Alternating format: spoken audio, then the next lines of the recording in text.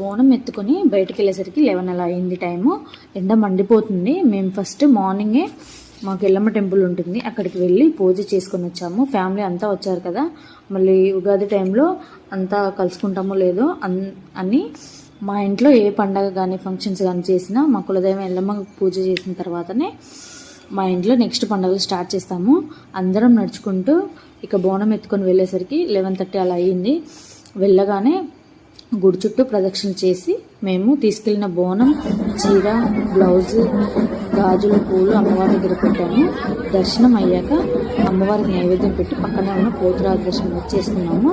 నేను అమ్మవారిని చూపిస్తానని చెప్పాను కదా, చూడండి అమ్మవారు చాలా ఫేమస్ అండ్ చాలా పవర్ఫుల్ కూడా. నాకు చాలా ప్రశాంతంగా ఉంటుంది ఈ ప్లేస్కి వస్తే. ఇక నెక్స్ట్ పైకి వెళ్ళి శివయ్య దర్శనం అయితే చేసుకున్నాము. కిందికి వచ్చి ఫ్యామిలీ అంతా ఫొటోస్ దిగాము. ఇక మా ఫ్రెండ్స్ కూడా కలిశారు, వాళ్ళతో కూడా ఫొటోస్ దిగాను.